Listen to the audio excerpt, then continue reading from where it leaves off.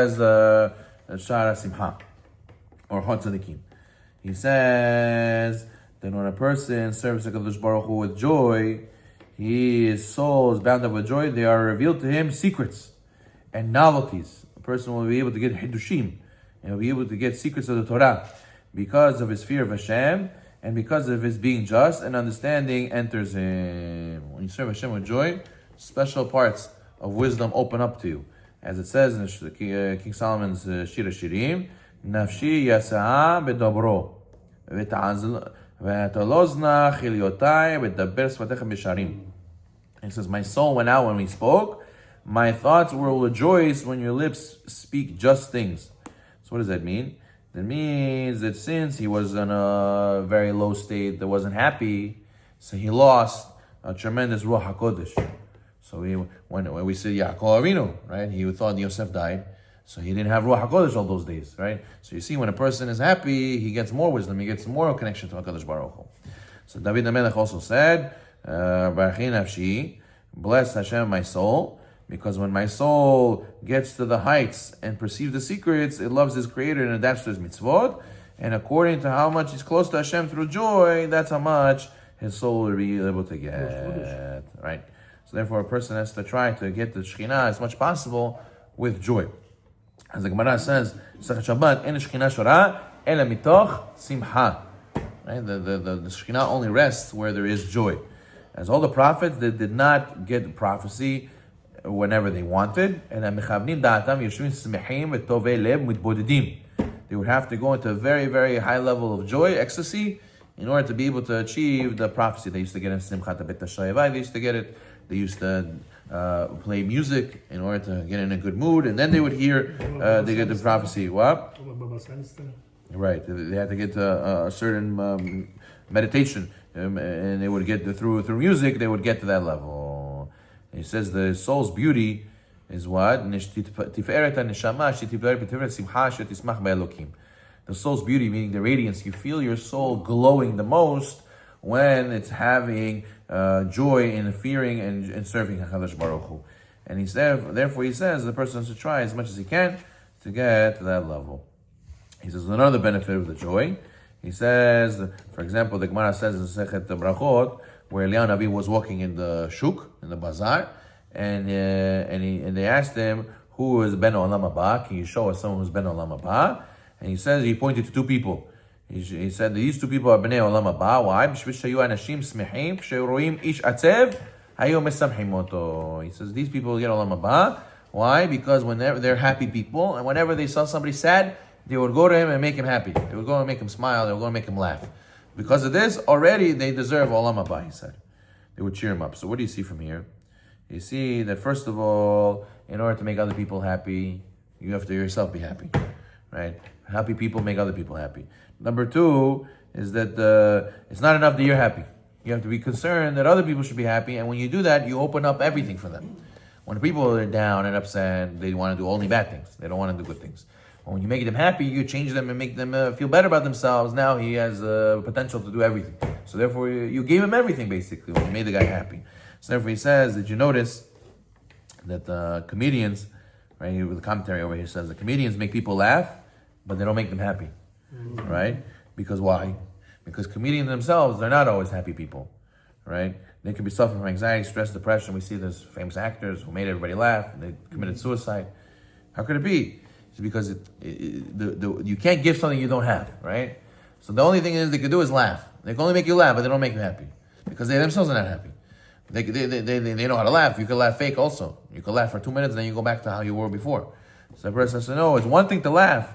It's another thing to be happy. As it says, same thing in Halacha. The Masechet Ta'anit, the Masechet Shabbat says that the rabbis, before they started their lecture, how did they start the lecture? With the Mili B'dihota. They used to say a little bit of a joke. They used to say interesting things. They used to say nice, joyous things before they started class. That way everybody will be in a good mood, everybody will be able to have Shekhinah, and everybody will be able to understand the learning. Because if you come with a bad mood and with disgraceful words and feeling down, so there's no connection. People think that the Torah is like study material. You know, it's like, oh, you just read it, you'll understand it, you'll get it, you'll remember it, memorize it. The Torah is something spiritual. There's more ingredients for the recipe of how to become gadol b'Torah. And part of being gadol b'Torah is to learn properly, and to learn properly means with joy. And if you don't have joy, so you could be like Doeg. Look, we saw Doeg. He knew all the Torah. In 1 second, disappeared from him, because you have to have a vessel to keep it. And what makes you a vessel is to have joy. Okay. So therefore, a person should not let bad news bother him. We spoke about that famous rabbi, Renacham Ish Gamzu. He said everything Gamzu Tova. Because he said Gamzu Tova, everything turned out for the best. And then also we read about that story about the guy who had a thorn in his foot. He missed the boat to go to the fair, and ended up being that boat sank. So all his merchandise would have went into the sea. And he blessed Hashem that he had a thorn in his foot and he couldn't go to the business trip. So a person has to realize that whenever HaKadosh Baruch Hu, he made us go through a situation that we didn't expect, it's all letova. As he says, "Oh tov simcha lesamech hatam mekala." People who have to learn how to let themselves be happy, especially when it's the proper time to be happy. When you have hatan and kala, kol simcha, kol hatan and kala, and you have to zochel chamisha kolot. You get the voices that were at Har Sinai. You also get the 5 voices when you mesamech hatan and kala. Some people they come to hatan kala. What do they tell hatan kala? To zaparo. That's it. You're a ball and chain. Papa, that's it. You're in ball and chain now. You no. Bye. See you. It was nice knowing you. Now you have responsibilities. Now you're not gonna enjoy life. When you were single, you were good. Now that's it. Good luck being married, right? They make them feel like they're saying jokes, but every joke has its truth. They feel that a lot of people feel that being married is a bummer. It's a bummer. It's just responsibility. It's what headache. What I need is for, right? And the Torah is telling us, no, that's wrong. You're not supposed to think like that. That's selfish. A person really wants to grow, really wants to do mitzvah puravu, he should be encouraged. He should be told this is the best thing for him. Yeah, it's okay. It has difficulties. Everything in life has difficulties. Work has difficulties.